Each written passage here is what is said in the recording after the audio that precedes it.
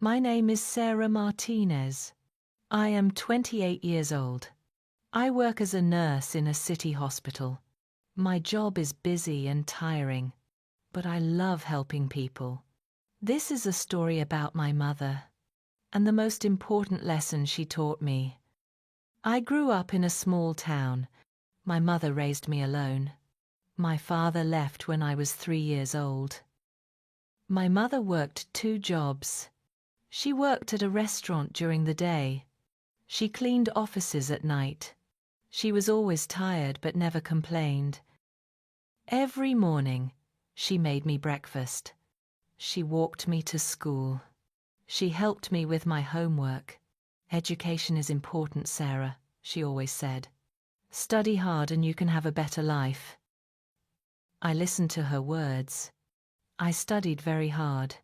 When I was 18, I got accepted to nursing school. It was in a big city, 4 hours away. My mother was so proud of me. She cried tears of joy. I moved to the city for school. Nursing school was very difficult. I studied every day and night. I called my mother once a week. Our calls were always short. "How are you, Mom?" I would ask. "I'm fine, don't worry," she always said. After nursing school, I got a hospital job. I worked long shifts, sometimes 12 hours a day. I was always exhausted. I called my mother less and less. Once every 2 weeks, then once a month. I told myself I was too busy. But the truth was different. I was avoiding her. Maybe I felt guilty for leaving her alone. One Thursday evening, my phone rang. It was my Aunt Rosa. "Sarah, you need to come home," she said. Her voice was shaking. "What's wrong?" I asked. "It's your mother," she said. "She's in the hospital. Her heart is very weak." I left work immediately. I drove 4 hours to my hometown. My hands were shaking. When did I last see her? 6 months ago. How did I let that happen? I arrived at the hospital late at night. Aunt Rosa was waiting for me. I walked into my mother's room. My mother looked so small in the bed. She had tubes in her arms. Her hair had turned grey. She looked so much older. I sat down next to her. I held her hand gently. I started crying quietly. "I'm sorry, Mum," I whispered. My mother opened her eyes slowly. She saw me and smiled. It was a weak smile, but it was still her smile. "Sarah, my baby," she said softly. "You came." "Of course I came," I said. "Mum, why didn't you tell me you were sick?" She squeezed my hand gently. "I didn't want to worry you," she said. "You have important work." "Nothing is more important than you," I said. Tears were running down my face. I should have visited more. I should have called every day. I'm such a bad daughter. My mother shook her head slowly. No, she said. "You're a wonderful daughter. I'm so proud of you. You became everything I dreamed for you." "But I forgot about you," I cried. I was so busy with my life. I forgot the person who gave me that life. My mother touched my face softly. "Sarah, listen to me," she said. "I need to tell you something important." She looked into my eyes. "Life is short and unpredictable," she said. "Don't wait to tell people you love them. Don't wait to spend time with people who matter. Work is important, yes, but love is more important. People are more important. Moments together are more important."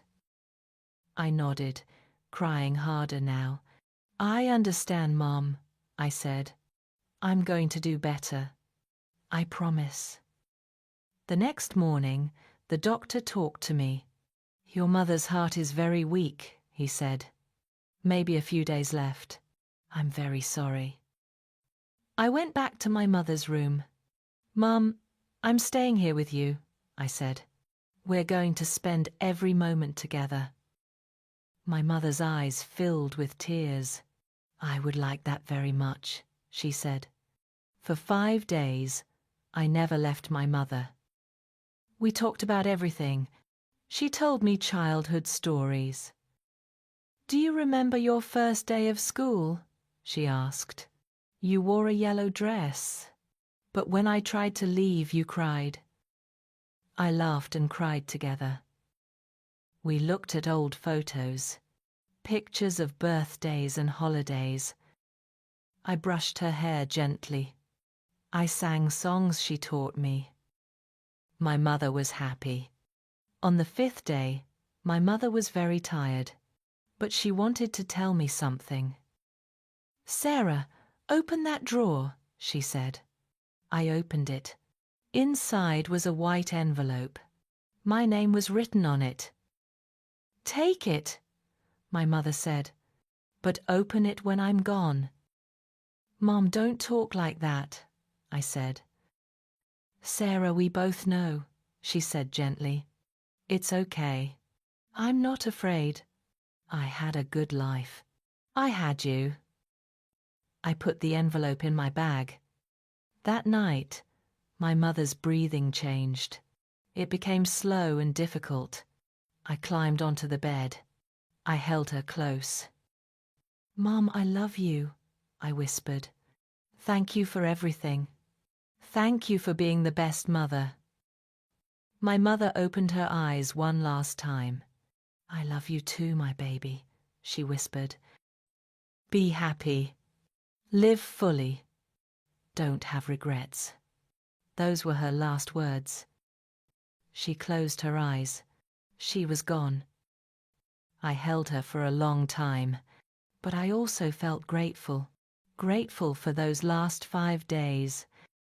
3 days after the funeral, I sat on her bed and opened the envelope.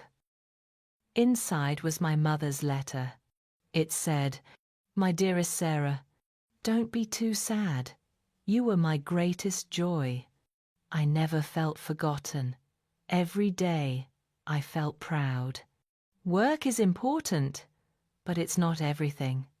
The meaning of life is connection. It's love. It's the small moments. Promise me, call your friends, visit your aunt, fall in love, take vacations, laugh often. When you help your patients, remember, you're holding someone's mother, someone's father, someone's child. Give them kindness, give them time, give them compassion. In the end, what matters is how we made people feel. Thank you for being my daughter. Now go live, truly live, with no regrets. All my love, forever, Mum. I cried for an hour after reading that letter. But then, something changed inside me. I understood my mother's message. She didn't want me to be sad forever. She wanted me to live better. The next week, I went back to work. But I worked differently. I spent more time with each patient. I listened to their stories. I held their hands. I treated them like family. I also changed my life outside work. I called Aunt Rosa every Sunday. We talked for hours. I visited her once a month. I made time for friends. I went on walks in the park. I read books for pleasure. I watched the sunset. I started living, not just existing. What would you do if you were in Sarah's place? Have you ever been too busy for someone you love? Tell me in the comments below. If you liked this story, please like, comment, share, and subscribe. Thank you for watching. See you in the next video.